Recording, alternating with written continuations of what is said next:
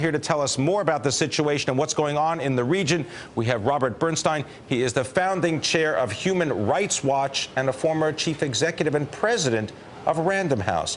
Robert Bernstein, good to have you with us on Bloomberg. Thank you so much for joining us. Can you explain, because I know that you also have a technological connection to what's going on in Egypt. You've got a blogger and you explain. Cyberdissidents.org is something you've been working on. Cyberdissidents.org is a young organization founded by David Keyes. I've been working very much with him. His office is with mine. It's part of an organization that we're working on. And this has become very personal because David's chief blogger was a man named Karim Amir. And he was 4 years in prison because he insulted Mubarak or something like that. He got out of prison about 2 months ago. He wrote a piece in the Wall Street Journal last week, and he's been missing for 3 or 4 days. David was talking to him a few hours before he was supposed to go into the square. I think he was in the line going into the square. David's been frantic. We've all been frantic. We've notified the Egyptian embassy. The State Department is aware of it. Mike Posner, who's in charge of human rights there, is aware of it. And the reason I'm talking about it first is, as we've all learned, I mean, this takes me back to square one when Natan Sharansky said if the only thing that kept him going for 9 years was that people were talking about him. In the former Soviet Union, when he was in prison. In the former Soviet Union. So we're back to square one in what is happening now. And so you had no contact with the blogger that works for cyberdissidents.org? For 3 days. The Egyptian embassy's been aware of it for 3 days. What's their response been? I don't think they've had a response. And what is the U.S. State Department saying to you? You'll have to ask David. No response yet. The last I heard is that they're working on it. They're working on it. Of course, there's a lot going on. I mean, I don't. And what is the name of the blogger? A-M-E-R. Karim Amir.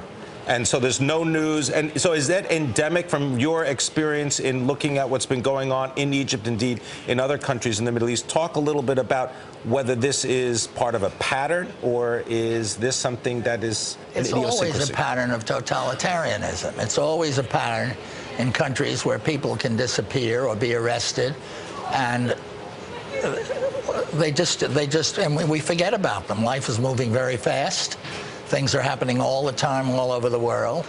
And one of the things that human rights organizations have to do more and more again, what's really happening, it's questionable whether the United States human rights organizations can be effective. And nobody wants to hear the United States people telling them what to do. The important thing, in my view, now in human rights is to empower people in the countries. They want human rights given a chance just as much as anybody else does. And the thing to do is try to empower them. And this is one of the men who was taking the ultimate risk of risking his life trying to do that in his own country. And there are many, many like him. Should people in the United States particularly be afraid of what they see going on in Liberation Square or throughout Egypt right now, those protests?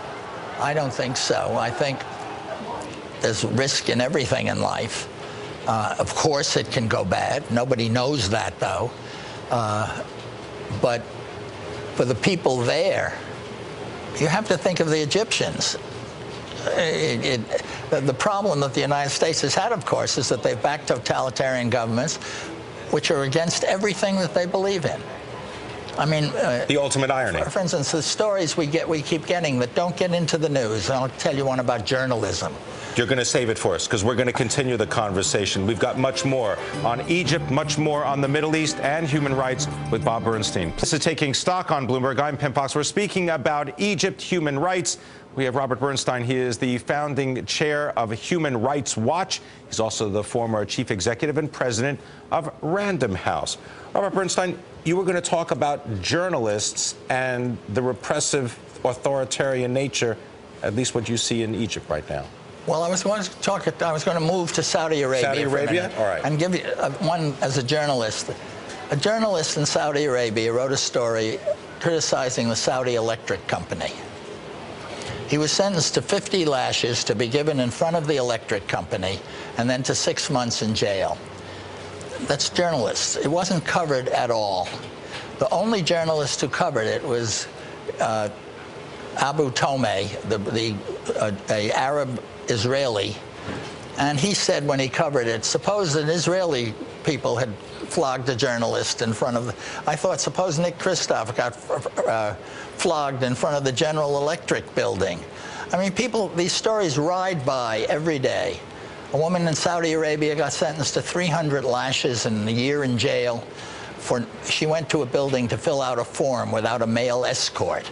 We just take it all for granted. Is that because we have a double standard, that somehow people who live in different places, whose names we have difficulty pronouncing, somehow it's a different standard for them as it is for us? Why is it? I don't think it's because we have a different standard. I think it's because those countries are very successful in keeping us out. I think they're very successful in not letting us see it. And I don't think we should blame it all on ourselves.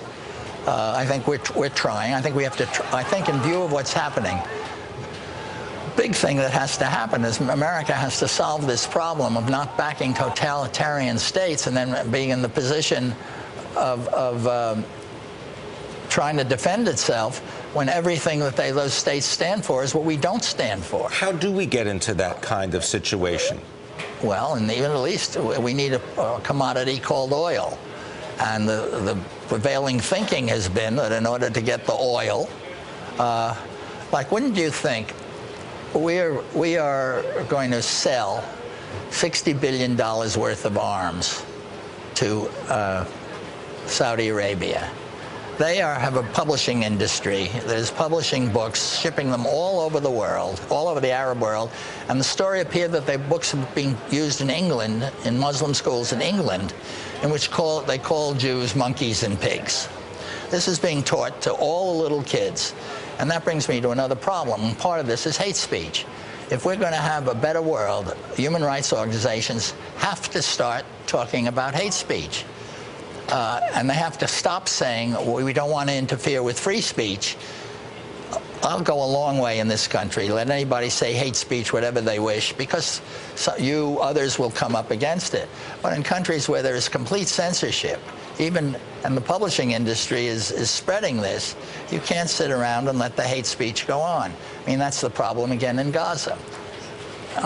Tell me about, let's focus, I want to get your thoughts on what you think is going to happen in Egypt, and because of the government's seeming control of all of the media outlets, what do you think happens there? I mean, I can tell you my view. I don't think it's any better than anybody else's. I'm hoping that the Muslim Brotherhood will not be powerful enough to take over. I think men like Sid Abraham, who is a very strong voice, I hope his ideas will take over, and I think they will. I think there are enough diverse parties. The only fear you have is that the only one that's really organized is the Brotherhood, but there's so many others. I mean, the statistics, the things that I think Egypt has 80 million people, and they say 50 million are under 30.